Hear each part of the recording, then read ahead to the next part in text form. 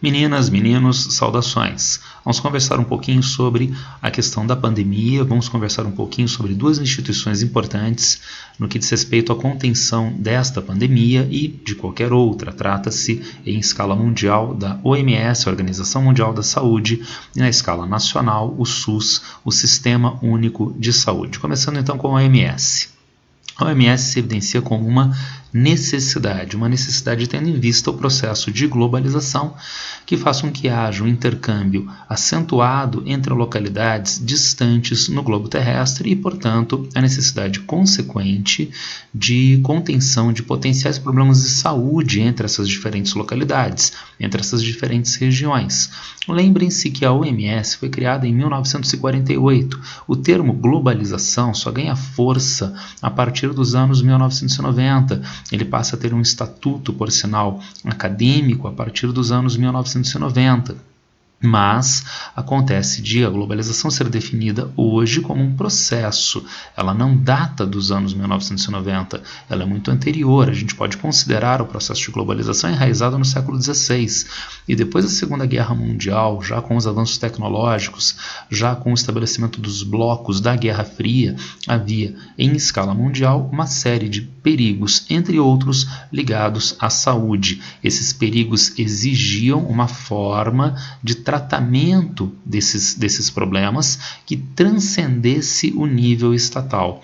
Trata-se então de problemas como pandemias, como controle fitossanitário, como biossegurança em geral.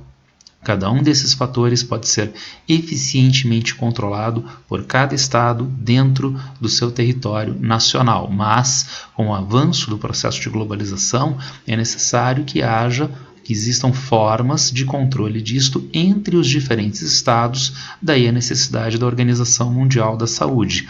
Lembrando que a OMS tem decisões sem caráter vinculante, isso significa que ela não afronta a soberania dos países participantes. As decisões da OMS têm caráter então consultivo e para assistência técnica, tudo bem?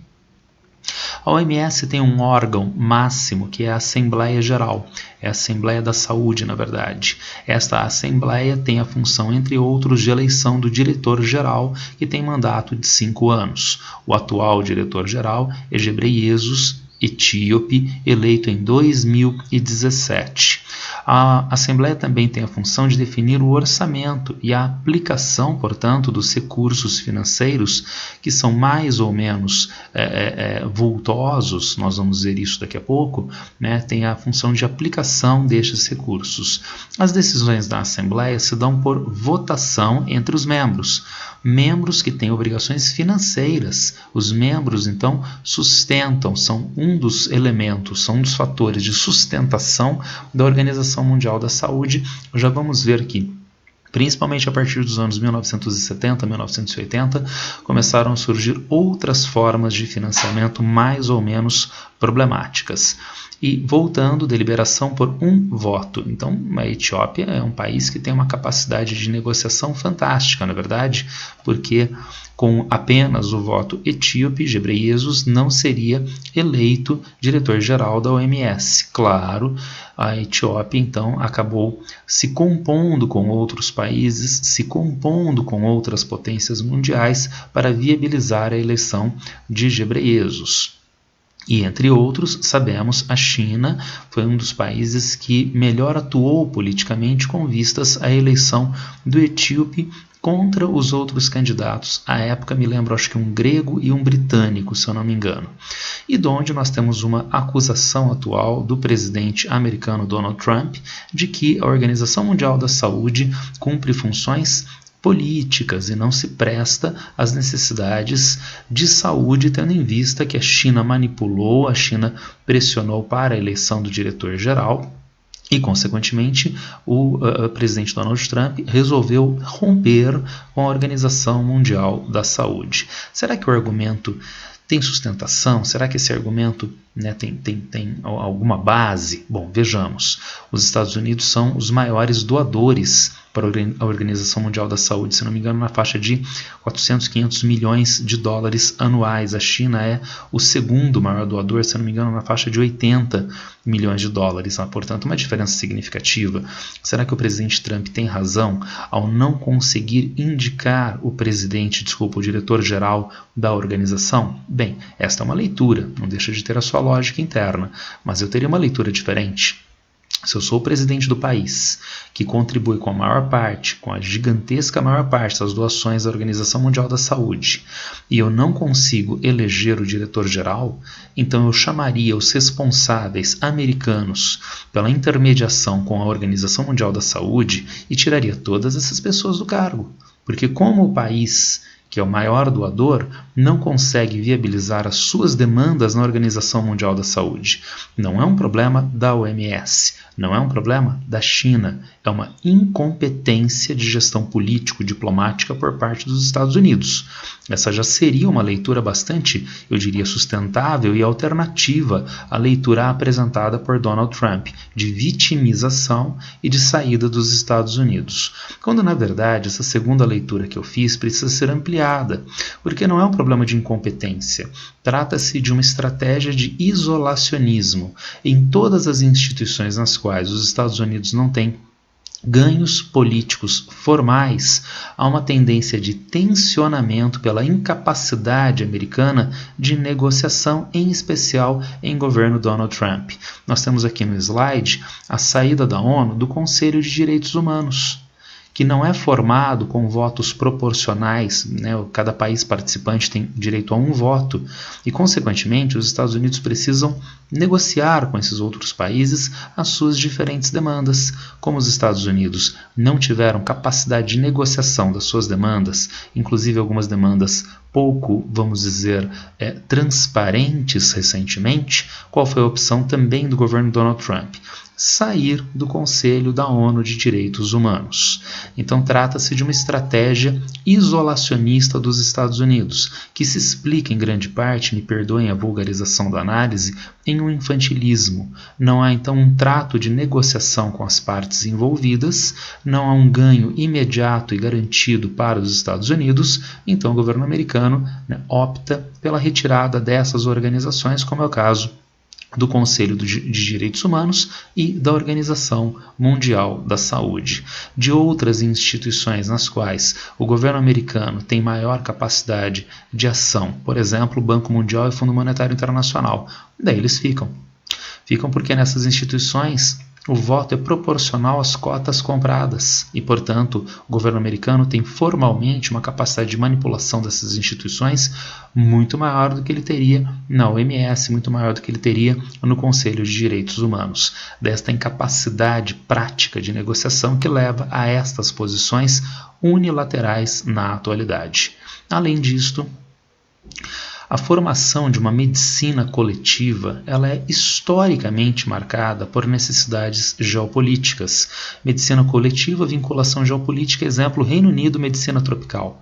O Reino Unido, no século XIX, tinha uma inserção muito forte no mundo tropical, no mundo colonial britânico, onde existiam investimentos diversos, circulação de cidadãos britânicos, inclusive, que tinham idas e vindas em direção às áreas coloniais, em direção ao Reino Unido de volta, e, portanto, havia uma série de problemas de saúde consequentes.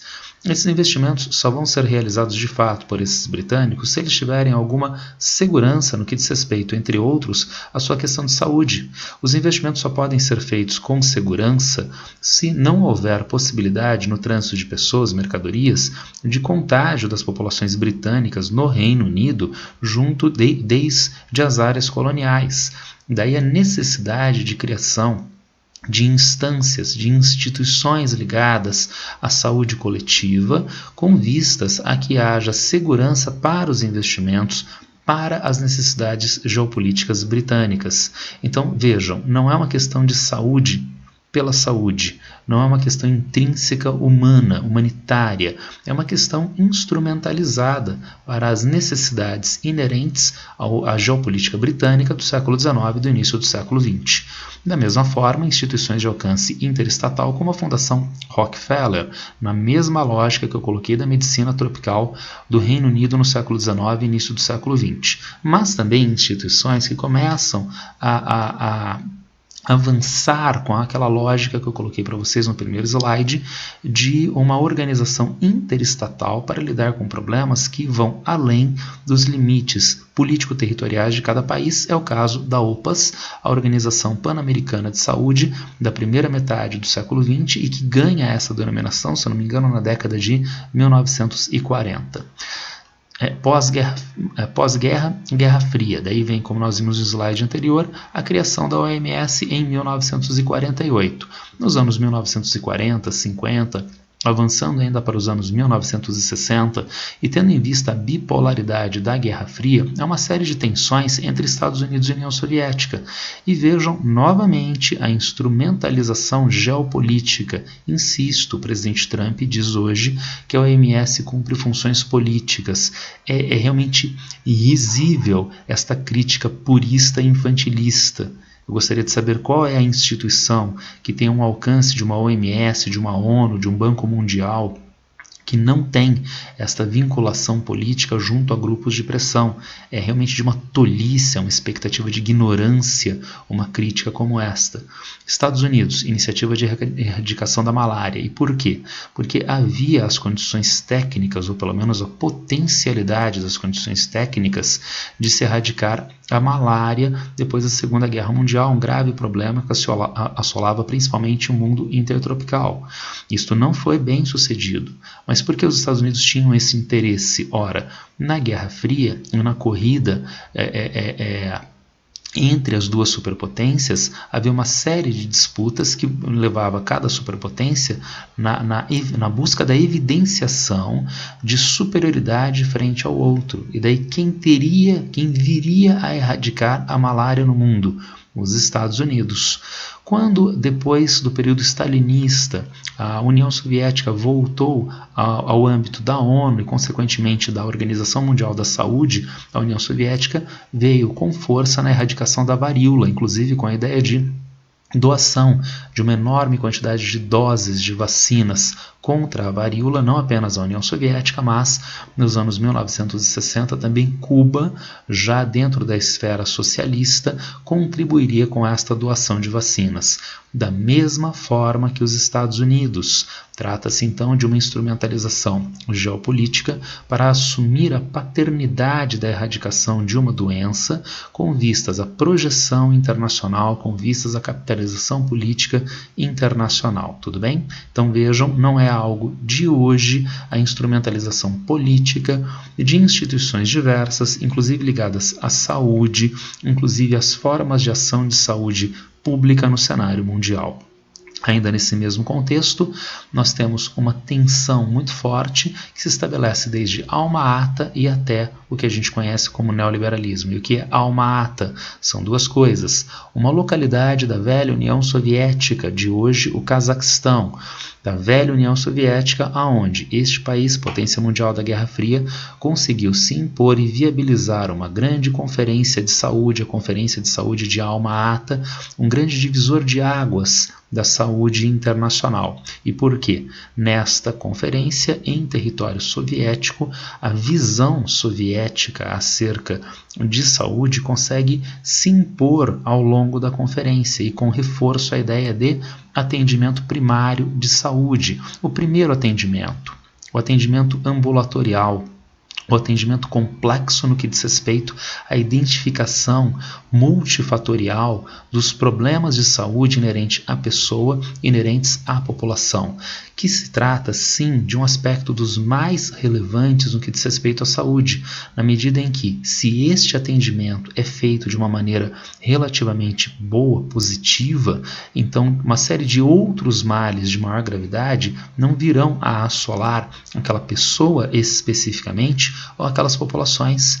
Isto gera então uma eficiência maior na gestão da saúde, com um investimento mais forte aonde os recursos não são tão demandados, que é o atendimento primário, minimizando a necessidade de investimentos, atendimento secundário, atendimento terciário de saúde, onde os investimentos tendem a ser mais elevados devido à necessidade de recursos médicos, devido à necessidade de recursos hospitalares, demanda de internação e assim sucessivamente. Então, é uma instrumentalização política? É, mas me parece bem-vindo do ponto de vista da saúde. E ainda mais, em Alma Ata, ao reconhecimento do componente social para a promoção de saúde. Então, a saúde não é apenas ausência de doença, há uma condição prévia a uma prevenção das doenças ligada ao contexto sócio-histórico, cultural e, portanto, é necessário averiguar as condições de renda, acesso à informação e, portanto, acesso à educação, saneamento básico, condições de alimentação. É só não jogarmos essas ideias na crise Covid-19 que está se desenrolando agora. Então, quais são as populações mais afetadas no Brasil e, por exemplo, nos Estados Unidos? Nos Estados Unidos, a população negra tem uma mortalidade mais elevada do que a população branca. No Brasil, a quantidade de mortos de Covid-19 em áreas pobres é crescente, é cada vez maior. E por quê?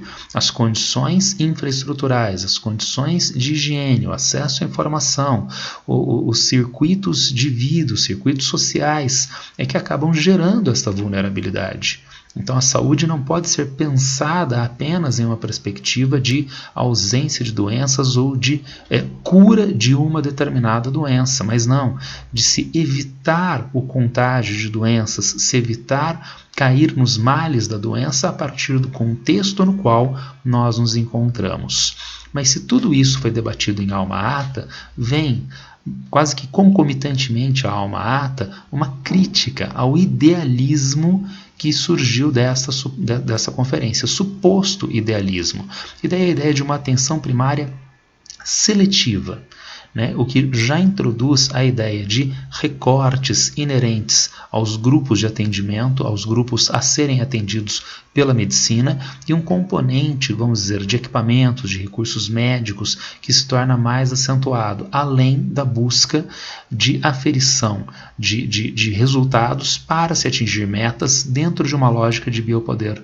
Em Alma Ata, nós temos principalmente uma ideia, então uma forma através da qual a saúde deve ser estruturada, e no longo prazo essa saúde vai ser atingida a partir dessas ideias e com as correções devidas ao longo do trajeto, mas a crítica exige resultados imediatos. E por que esses resultados imediatos?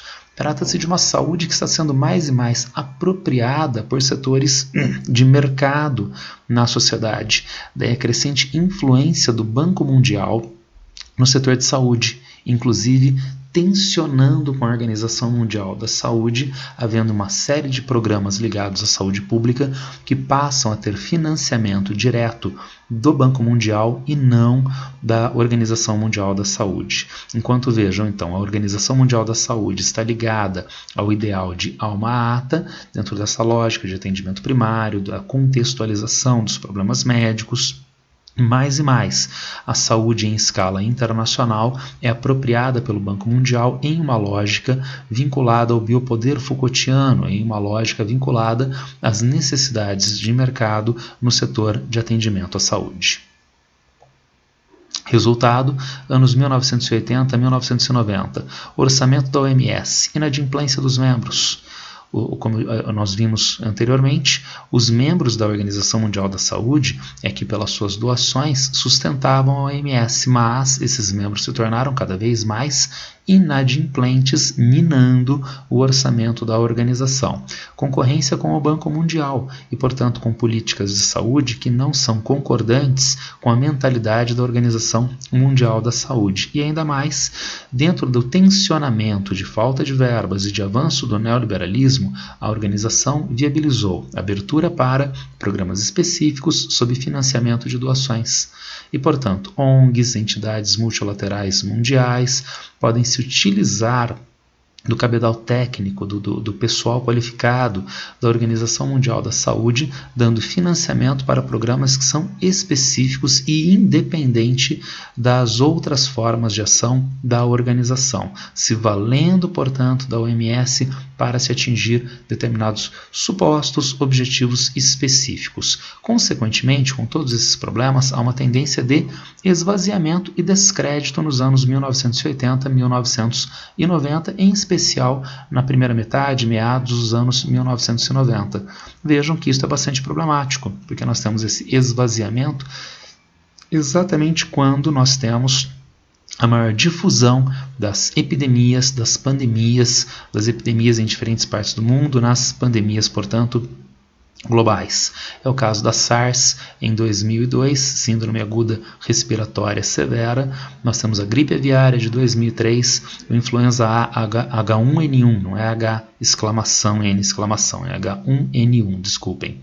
Em 2012, a MERS, a síndrome respiratória do Oriente Médio, o Ebola na África em 2013 e agora em 2019 e 20 nós temos a pandemia, né, de Covid-19. Então vejam, é necessário que haja um entendimento, né, coletivo, uma visão de conjunto para viabilizar uma saúde que seja pública. Dentro do território estatal, o mercado não dá conta disto. Dentro do território estatal, é necessário que haja um programa público ligado a quem tem essa visão de conjunto e capacidade política de ação, que é o governo central, para viabilizar estes procedimentos. É só nós pensarmos, por exemplo, em analogia na educação. As escolas privadas podem fornecer uma educação de melhor ou pior qualidade, certo? Entretanto, as escolas privadas, cada escola privada ou elas em conjunto podem resolver o problema do analfabetismo, da falta de qualificação no país? Não, não podem. Por um problema bastante simples. A escola privada é uma empresa. Ela está vinculada a uma lógica de mercado e não às necessidades estratégicas nacionais e não às necessidades humanitárias da coletividade que seriam ligadas à erradicação do analfabetismo, à qualificação profissional. Da mesma forma acontece na saúde. Então nós temos hospitais de ponta, como o Sírio-Libanês, como o Albert Einstein. Mas como eles podem viabilizar a contenção da epidemia Covid-19? Eles individualmente não podem. Só uma saúde que é pensada efetivamente, coletivamente, é que tem capacidade de fazer isso através do Estado. E não apenas através do Estado dentro do território. Como há um cenário de globalização, é necessário que haja instrumentos interestatais, por exemplo, através da Organização Mundial da Saúde e com a mesma lógica estatal intervencionista, mas com o avanço do neoliberalismo, com a concorrência entre a OMS e o Banco Mundial, com a dilapidação dos ideais de atendimento primário de alma ata. Então tudo isso é muito mais difícil de ser estabelecido, dando margem para a difusão de epidemias, dando margem para a difusão de pandemias, como agora a Covid-19. Visto isto acerca da Organização Mundial da Saúde, que tal agora um papo rápido acerca do SUS, o Sistema Único de Saúde. A saúde pública brasileira tem raízes na virada do século XIX para o século XX, mas em uma visão elitista e autoritária, como a gente vê, por exemplo, no episódio da revolta da vacina na década de 1900, no início do século XX.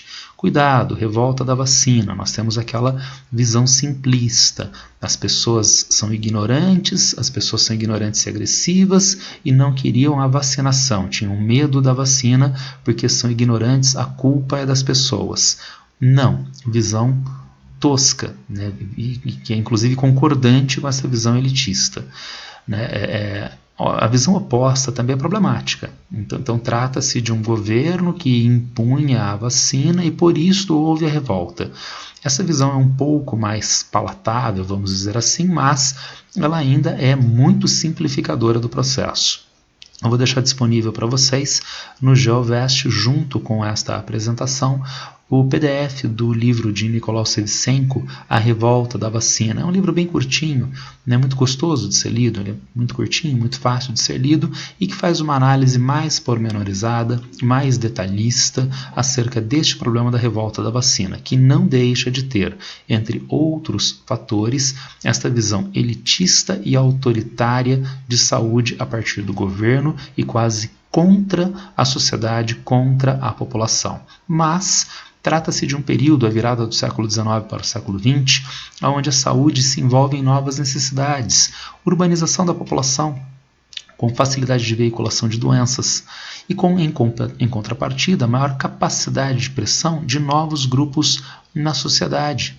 Então, dada a concentração de pessoas na cidade, então doenças que antes tinham uma veiculação mais ou menos restrita, agora podem circular mais intensamente, contaminar mais rapidamente maiores quantidades de pessoas e, inclusive, setores da burguesia, setores elitizados. Mas, além disto, nós temos dentro do ambiente urbano pessoas que têm maior renda comparativamente ao ambiente rural, trabalhadores tradicionalmente excluídos, mas que têm um nível de educação, de qualificação profissional, de acesso à informação que é maior do que do seu análogo no campo e, portanto, essas pessoas podem pressionar e se organizar com vistas à superação de problemas, entre outros problemas de saúde. Daí, desde a década de 1910, há a formação das caixas de aposentadorias e pensões, que eventualmente vão se transformar na década de 1920, 1930 nos institutos de aposentadoria e pensões. Esses institutos tendem a ser apropriados do ponto de vista institucional legal pelo governo central, pelo governo brasileiro, especialmente durante o período autoritário da era Vargas. Estes institutos não vão ter mais apenas a função de pensão, de pagamento de aposentadoria, mas eles assumem crescentemente uma lógica de seguridade social para os associados de diferentes categorias profissionais, novas categorias profissionais urbanas. É o caso de marítimos, é o caso de comerciários, é o caso de trabalhadores da indústria e assim sucessivamente. Então, esses institutos não apenas assumem funções de aposentadoria, mas funções mais amplas de seguridade social, como inclusive saúde. Na década de 1960, esses institutos são fundidos em uma única instituição ligada ao governo federal, o INPS, Instituto Nacional de Previdência Social, que vai ganhar o AM, Amparo Médico, a partir de 1977, na eliminação do INPS, criado em seu lugar o INAMPS. Agora, vejam, isso está ligado à ideia de um proletariado que se organiza e demanda, entre outros, serviços de aposentadoria, seguridade social e serviços de saúde pública, tá certo? Isso não deixa de ser uma das raízes de contradições e consequentes assimetrias que nós encontramos na saúde brasileira.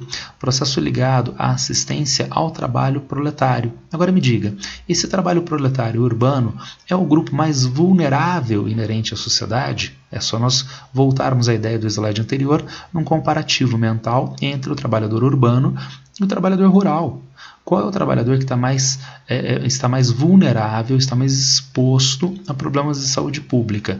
É óbvio que o trabalhador rural, inclusive com uma renda reduzida, inclusive às vezes trabalhando em condições insalubres, alimentação precária, lembrem-se de alma ata, a ideia de o contexto viabilizar a saúde, ser fundamental para se viabilizar a saúde. Mas, como essa saúde está sendo promovida a partir da organização do trabalho proletário, né, para esses trabalhadores, como eu disse anteriormente, os marítimos, os comerciários, os trabalhadores da indústria, que vão ter, a partir dos seus institutos de aposentadoria e pensão, acesso à saúde pública, tornando boa parte da população, inclusive os mais vulneráveis, sem acesso a serviços públicos sem custo adicional de saúde. Além disto, mais um problema, concentração da infraestrutura em regiões mais ricas.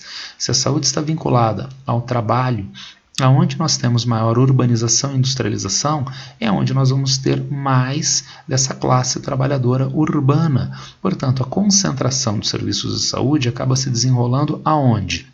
No centro-sul do país. A região mais rica tem as melhores condições de saúde. O Nordeste e a Amazônia, regiões mais pobres, com mais graves problemas sociais, têm menores recursos de saúde em termos infraestruturais e acesso a médicos. Além dessas assimetrias e contradições, ainda mais. Vejam, desdobrado. Gestão da saúde pelos setores do governo ligados à aposentadoria. A saúde não estava ligada originalmente ao proletariado e aos seus institutos de aposentadoria e pensão, que são reunidos no INPS, que depois vira INAMPS. Sim, então quem vai fazer a gestão da saúde no Brasil? Até o ano de 1990, o INAMPS, que estava ligado, portanto, à prestação pública de saúde, os hospitais do INAMPS e, portanto, serviços de internação, serviços de cirurgia, fisioterapia, estavam ligados ao Ministério da Previdência e Assistência. Já existia desde a década de 1950 um Ministério da Saúde com essa denominação. Em governo Vargas, na década de 1930, foi criado um ministério que tinha vinculação com a ideia de saúde. Com o nome Ministério da Saúde, a gente tem esse ministério desde 1953, tá certo? Agora, o orçamento do Ministério da Saúde era muito menor do que o orçamento da Previdência e Assistência, porque era aqui neste ministério que os hospitais, os médicos do INAMPS estavam vinculados. Então é mais um problema, uma gestão de saúde que é organizada pelos setores do governo ligados à prestação de aposentadoria e não ao Ministério da Saúde propriamente. Avançando com essas assimetrias e contradições, na ditadura civil-militar há uma tendência de universalização do serviço de saúde, principalmente nos anos 1900, final dos anos 1960 e ao longo dos anos 1970. Isso parece contraditório, não é? Uma ditadura militar que tem um caráter autoritário, que tem um caráter elitista e que gostaria de prestar serviços universais de saúde, mais ou menos. Essa dinâmica é egressa da sociedade civil. Então essa dinâmica não vem do governo federal brasileiro, essa dinâmica vem da academia, dos médicos, das instituições médicas, né, de grupos organizados na sociedade civil, né, que tem esta demanda e lembrem-se, egressa de alma ata. Esta demanda egressa dos serviços de saúde europeus, que sendo países capitalistas na Europa Ocidental dos anos 1970 a 80, são países que prestam serviços públicos de saúde universais, como é o caso, por exemplo, da França, como é o caso, por exemplo, do Reino Unido. A saúde é reconhecida, então, como uma questão social e política, não limitada ao biológico ou assistência médica, muito adequadamente. Porém, avançando pelos anos 1970 a 1980, formação de tendências opostas no mundo ocidental. Há esta pressão na sociedade civil brasileira de, portanto, atendimento primário, uma visão mais geral, holística acerca da questão da saúde. Porém, há uma saúde hospitalar ligada ao crescimento do contexto empresarial de saúde em oposição ao atendimento ambulatorial. A ideia de tecnologia de ponta na saúde que beneficia empreiteiras que constroem hospitais, que beneficiam as empresas que trabalham com tecnologia de ponta na produção desses equipamentos, em oposição à intervenção tecnológica específica, quais são as possibilidades e demandas de uma determinada população. Há, portanto, em última instância, a oposição entre mercado e poder público. Daí nós temos um serviço de saúde misto, público-privado, que dificulta a manutenção da equidade. Em uma analogia, eu sou professor e eu quero que a sala de aula acabe tendo um bom desempenho. Então eu posso dar aula de um jeito para um pedaço da sala e de outro jeito para outro pedaço da sala. Para um pedaço da sala eu dou aula falando alto, usando recursos didáticos diversos que eu não uso do outro lado da sala e falo em um tom bem baixo e de costas. É difícil que toda a sala aprenda desse jeito. Uma parte da nossa sala de aula, chamada Brasil, tem acesso a planos seguros de saúde, tem acesso ao Albert Einstein, ao Sírio-Libanês. E uma parte da nossa sala de aula, chamada Brasil, não tem acesso sequer a um profissional de saúde, a um médico, a um enfermeiro. E, consequentemente, como é possível que esta sala de aula chamada Brasil, que essa população brasileira tenha condições adequadas de saúde? É um problema na medida em que há esta oposição público-privado. Além disto, utilização de recursos públicos para a saúde privada. Num exemplo, financiamento do BNDES, Banco Nacional de Desenvolvimento Econômico e Social, que é ligado ao governo federal, para financiar obras, para financiar hospitais que prestam atendimento privado de saúde. São, então, contradições da saúde brasileira. Essas contradições avançam nos anos 1980, vejamos, maior dinamismo no setor de saúde, inclusive com a 8ª Conferência de Saúde em 1986. A conferência tem raízes no finalzinho da ditadura civil-militar, ela se estabelece já no contexto de nova república. E é dentro desta conferência que nós temos a proposta de criação do SUS, o que foi muito interessante, porque 2 anos depois vem a Constituição Federal de 1988, e nesta Constituição Federal nós já temos a ideia de SUS quase que pronta da Conferência de 1986. Daí na Constituição Federal se viabilizar a criação do SUS, implementado nos anos 1990 através de lei ordinária, de lei para operacionalizar o texto constitucional, inclusive com a criação de outros recursos, a ideia de saúde de família, a ideia da FUNASA, de atendimento primário, assim como a saúde da família, CESAI, que é para o atendimento das populações indígenas, e o programa Mais Médicos, contratando médicos brasileiros ou estrangeiros, inclusive cubanos, intermediados pela OPAS, para levar esses médicos para as áreas mais ermas, pobres, distantes do Brasil. É o caso das periferias das grandes cidades. É o caso, como nós vimos na apresentação, de maior concentração de pessoal médico e recursos infraestruturais no Centro-Sul e não no Nordeste e na Amazônia. Então, mais médicos levando médico para a periferia da cidade, levando médicos para as regiões norte amazônica do Brasil, tá certo? Quando a crítica, e a gente já pode inserir esta crítica na apresentação, a crítica de que esses médicos de nada valeriam porque esses médicos não estariam bem assistidos por uma série de recursos tecnológicos que são disponíveis, por exemplo, na cidade de São Paulo ou na cidade de Londres. E quem faria esta crítica? É a crítica neoliberal à medicina, porque é uma crítica tão inusitada quando parte de um médico. Eu acho que é muito bem-vindo um médico ter os recursos tecnológicos de última geração para ele melhor atender aos seus pacientes, assim como eu, professor, gosto de ter os melhores recursos tecnológicos para atender aos meus alunos. Entretanto, o que é fundamental? O notebook à minha frente, a transmissão de aula online ou o professor? O que é fundamental? É o tomógrafo? Eu acho que o tomógrafo não vai funcionar adequadamente se não houver um médico. O médico é essencial. E esse médico como essencial é a essência de alma ata, é a essência da prioridade para o atendimento primário de saúde, que era viabilizado, seria viabilizado através desse programa Mais Médicos, mas também dos outros programas que eu citei, o CESAI, a FUNASA e a Saúde da Família, que ainda existem. Tudo bem? Permanência dos problemas apesar do SUS, concentração de recursos infraestruturais e médicos no Centro-Sul, o caráter público-privado dos atendimentos e a carência em pessoal e recursos financeiros. Vejam, aqui no Brasil nós temos médicos por 100 mil habitantes, em um número menor para o ano de 2007, tá? Em um número menor do que aparece no Reino Unido, nos Estados Unidos e mesmo no México. Para enfermeiros por 100 mil habitantes, também muito menos no Brasil, comparativamente ao México, bem acima, e também os Estados Unidos e o Reino Unido. Investimentos públicos, e o Brasil tem um comprometimento de 41% de investimentos públicos ligados à saúde, e há quem bata no peito aqui no Brasil e diga que são valores muito altos, que são mais do que suficientes, mas vejam, no México está acima.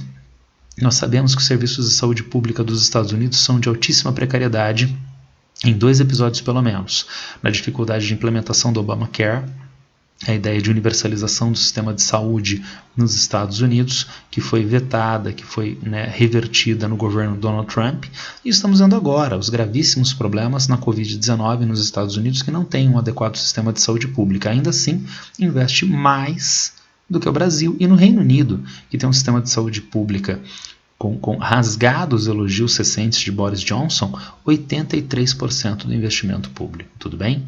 De modo que sim, faltam recursos financeiros, falta profissional de saúde, faltam investimentos nas áreas mais pobres do Brasil e falta uma estrutura mais adequada, que priorize o atendimento primário, justamente para evitar que as pessoas venham a ter problemas mais graves de saúde e evitar, consequentemente, maior gasto social em tratamentos mais graves de doenças e evitar um ônus à pessoa que desenvolve a doença e acaba tendo um custo pessoal, um sofrimento muito maior no seu tratamento.